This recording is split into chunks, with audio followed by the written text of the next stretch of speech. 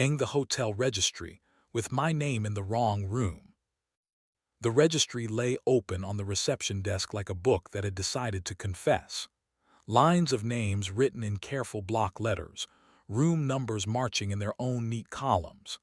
At first my eyes were skimming in the way habit teaches, until I saw it. 4 Adrian, room 814. My name where it shouldn't be, my life inked in a hand that wasn't mine. No signature, only the neat initials of the clerk who had been told to stop asking questions. I repair clocks for a living, mantelpieces that have lost their rhythm, towers that don't like to chime anymore. My shop smells of oil and brass, small screws that always know where they are going. Noah, the man I share a flat and a silence with, curates photography exhibitions that make strangers believe in their own reflections. 5 years in, we keep 2 glasses on the kitchen counter because we built a rule out of water: pour before the sentence that changes a day. Noah came home late last night with cedar on his coat and a smile he had borrowed from somewhere else. He kissed my jaw the way a man greets a doorman, precise and polite, and showered as if steam could draft his excuses. He said there was a donor meeting at the hotel, just overnight, his tone a step too quick. I poured water into the glasses, but neither of us drank.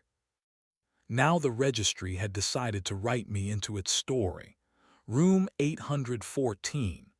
I walked the corridor like a man searching for evidence the walls might surrender.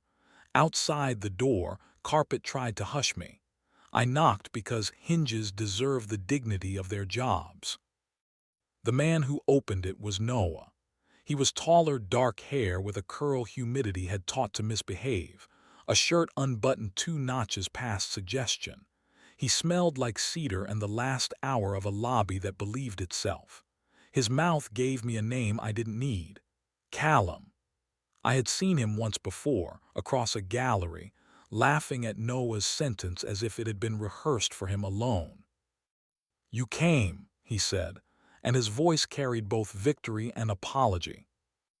"You put my name in a book that keeps better records than either of us," I said. Inside, the room had already decided how to look guilty. 2 glasses sweating on the desk, a jacket I knew hanging from the chair back, its seam frayed where Noah insists fabric has the right to tell its own story. My hand hovered over it and retreated. Fabric shouldn't be forced to testify. Callum didn't move closer. He let the air write its arguments. "He thinks he's meeting me here after dinner to end it politely," he said. "He promised the board chair he wouldn't ruin dessert. I thought you should have the room first." "How long?" I asked. "Words are my tools. They know when they have work to do." 8 months, he said. "Rain, an elevator, a lobby that sells permission in polished wood. I ended it twice. He sent me a photograph of your breakfast with a complaint about my captions. I respected his paragraph more than I should have." He poured water into one of the glasses and slid it toward me. Our fingers touched on the rim. Heat wrote a sentence on my wrist my ethics refused to translate. He stopped an inch from my skin. That inch had laws of its own. He obeyed them. Restraint can be more indecent than touch. The key clicked again. Noah came in with his docent face, the one he uses on donors when they need to be told where light comes from. He saw me. He saw Callum. He saw the glasses, the jacket, the inch of air that had chosen to be political. He closed the door carefully. Hinges deserve dignity. "Okay," he said. The word behaved like furniture, functional, heavy, unadorned. "You could have kept my name out of a registry that doesn't forget," I said. "I chose incompetence," he said, and I almost respected him for the noun. "And then cowardice. I cheated. I told myself it was weather and that home is a noun that survives rain. I told myself your patience stretches because you spend your life convincing springs to keep time. I called spark structure. I want to stop hearing me." Callum leaned against the desk like oxygen had given him permission. He raised his hand toward my neck and stopped again at that inch, lowering it as though he had borrowed heat he wasn't allowed to spend. "What do you want me to do?" Noah asked. His hands didn't move.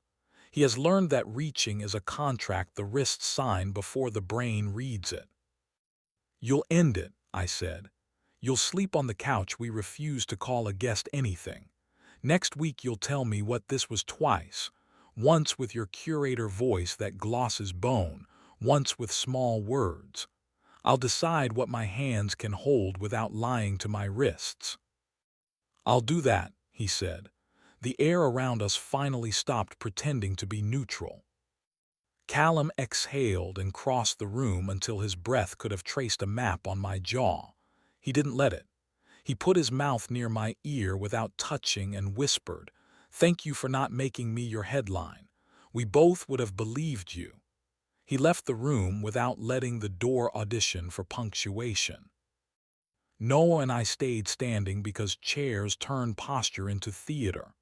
The glasses of water sweated like witnesses with alibis. I set the registry slip on the desk and pressed my thumb into the ink until it blurred, proof that people, not pens, make mistakes. "I'm not leaving tonight," I said. "We'll walk home without touching. We'll wait at crosswalks because other people's knees and our better natures both deserve seconds. You'll sleep on the couch. Tomorrow you'll end it without complimenting him. Next week you'll bring me small words." He nodded. He didn't cry. I loved him for that even while I hated him for everything else. We walked. The city had decided to mind its own business. At the first corner, a cyclist shaved too close and Noah's palm rose in reflex near my hip, offering me a mercy I wanted and refused. I didn't lean.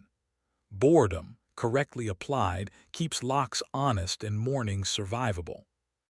At home, the kettle tried to rehearse drama. I didn't let it. He made tea and arranged blankets on the couch with the neatness of someone who thinks order might disguise collapse. I slept like a mechanism I wasn't ready to test. In the morning, he returned from the lobby that sells permission smelling like nothing, the cologne of adulthood. He said he had ended it.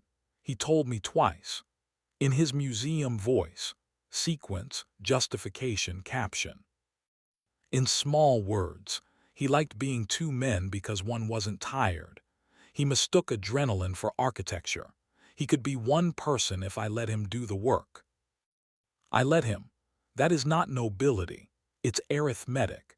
He slept on the couch for 6 nights and relearned the distance between our door and our bed. On the 7th he came to me without ceremony, hands tentative, mouth remembering the lazy precision we taught each other early and almost forgot. There is an erotics of restraint that doesn't sell tickets. There is a thrill in choosing not to ruin morning. 2 days later, Callum texted, "Thank you for telling the truth in a room built for lies." I wrote back, "Try it in daylight." He didn't respond, which was the second best thing he did. Work stayed exact. I coaxed a tower clock into striking noon again. The brass wheels sighed into obedience. A widow brought in her husband's pocket watch and asked me to make it tick even if it lied about the hour. I gave it a heartbeat and let her decide whether she believed. A week later, I saw Callum outside the museum. He looked smaller. Maybe my anger had stopped needing him to be tall. He said hello without trying to own my afternoon. He didn't smell like cedar. The space between us behaved. He left without auditioning for a moral. Here is the part that doesn't win applause. I wanted him. Not his job, not his name, him. I wanted the inch, the heat, the disciplined courtesy of a hand that could have claimed and didn't. I wanted a mistake elegant enough to narrate on the way home. I didn't. Wanting is a sentence, not a command. Bodies vote. Ethics count. Boredom is mercy if it helps you like yourself at noon. Noah and I adjusted our frame. 2 glasses before 3 sentences. Less reach, better touch. We stopped letting the kettle decide tone. At openings, we stand near exits not because we plan to leave, but because rooms breathe better when doors aren't theirs. He keeps his phone face down on the console like a man who has learned to curate attention, not alibis. If another registry prints my name where it doesn't belong, I will bring water. I will sit where the exit is obvious and refuse to call that cowardice. If a hand lifts toward my neck, I will let the inch exist and answer in a tense I can carry past breakfast. I will keep choosing verbs that keep us possible. End, stay, tell, work, touch, wait. And when I set a balance wheel turning and hear it agree to measure seconds without trying to be lightning, I will think about the hotel registry that put me in the wrong room, and I will call that deliberate error the most difficult thing I know how to make, and the only one that still holds when daylight forgets its lines.